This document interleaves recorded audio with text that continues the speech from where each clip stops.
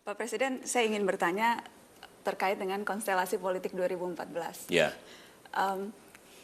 Apakah seberapa jauh Pak Presiden kemudian memantau munculnya calon-calon yang menyatakan diri saya siap menjadi presiden, atau kemudian ada orang yang digadang-gadang, atau ada orang yang mengatakan saya bisa menjadi pemimpin bangsa ini. Seberapa kemudian dinamika itu Pak Presiden lihat dan amati? dinamika yang ada sekarang menurut saya justru baik, ya.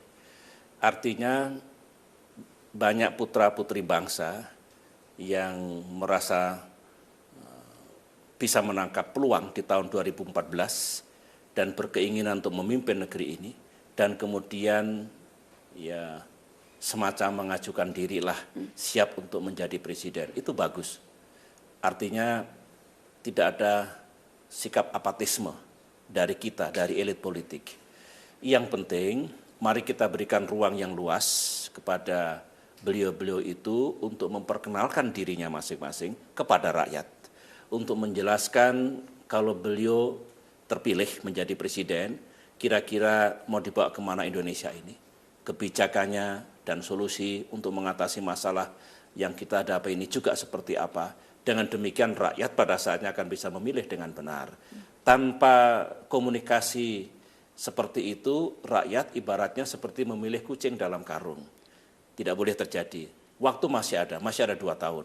Jadi saya justru menganjurkan para calon presiden itu tampillah, jangan malu-malu, jangan ragu-ragu untuk menyampaikan saya ingin mencalonkan diri sebagai presiden.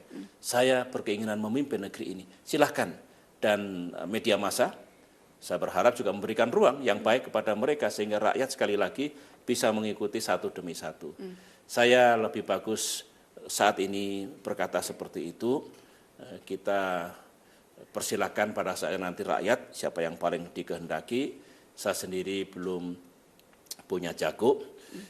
Biarlah mengalir dulu. Insya Allah pada saatnya nanti bersama-sama rakyat kita bisa memilih calon yang paling baik. Pak SBY bilang belum punya jago, tapi sudah ada yang dikeker-keker, sudah ada yang diamat-amati? Belum ada. Belum ada, Pak? Belum ada, benar-benar belum ada. Biarkan proses demokrasi mengalir dengan baik, karena saya harus mendengar kehendak rakyat. Sambil juga nantinya tentu di samping rakyat suka kepada calon itu, maka calon itu juga memenuhi persyaratan dasar untuk memimpin negeri ini yang kompleks, yang banyak sekali tantangannya. Nah, paduan dari sang calon itu, apakah integritasnya, apakah kapasitasnya, apakah rekam jejaknya, semua itu akan disatukan dengan rakyat lebih suka siapa. Bisa saja ada 5 calon nantinya. Dan kemudian 5-5-nya baik. Tentu ada plus dan minusnya. Saya pun juga sebagai manusia punya kekurangan dan kelemahan. Demikian juga pemimpin yang lain.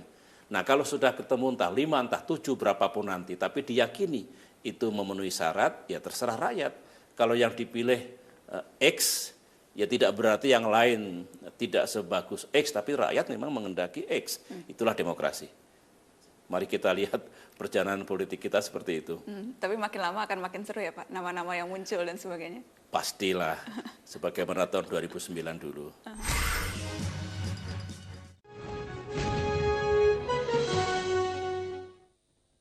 Pak Presiden, memimpin negeri ini selama 8 tahun, tentu Bapak juga sudah tahu apa sesungguhnya yang dibutuhkan dan apa kualifikasi yang diperlukan untuk menjadi presiden negeri sekompleks Indonesia.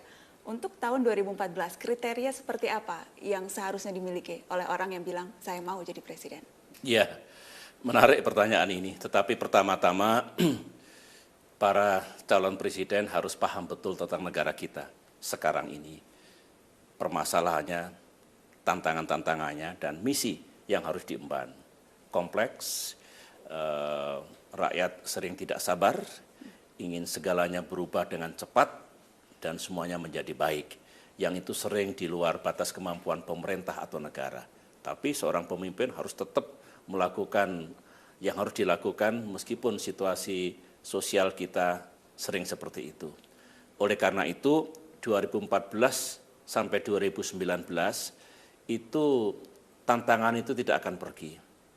Insya Allah akan kita capai sejumlah hal di tahun 2014. Tetapi pekerjaan rumah masih tetap ada, misalkan meneruskan pemberantasan korupsi, meneruskan kegiatan reformasi birokrasi, membangun infrastruktur di negeri ini, menjaga pertumbuhan ekonomi, menjaga stabilitas politik, menjaga kerukunan di antara umat beragama dan komponen masyarakat yang lain, mempertahankan peran internasional kita, dan yang tidak kalah pentingnya membuat pembangunan ini makin adil dan merata. Itu harus ada dalam pikiran para capres. Dan dalam prakteknya kan lebih kompleks lagi, tidak seperti itu. Banyak masalah yang akan muncul setiap saat.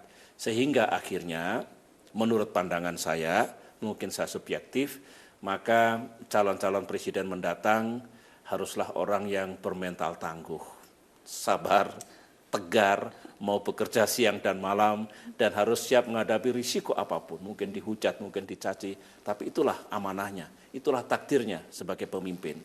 Dan sambil mempersiapkan diri, ya, harapan saya rakyat juga bisa mengikuti tentang sekali lagi integritas, kapasitas, rekam jejak dari calon-calon yang bersangkutan, dan selebihnya keyakinan bahwa mereka itu bisa memimpin. Itulah pandangan saya, dan saya mendoakan para capres itu berhasil dalam mempersiapkan dirinya, dan saya mendoakan mereka semua mendapatkan dukungan dari rakyat. Adakah kalau kita bicara soal tipe pemimpin yang ideal disesuaikan dengan kebutuhan rakyat atau kebutuhan negara pada periode tertentu? Kalau kita meneropong atau kita melihat di 2014, kondisi rakyat seperti apa, membutuhkan pemimpin yang seperti apa, Pak?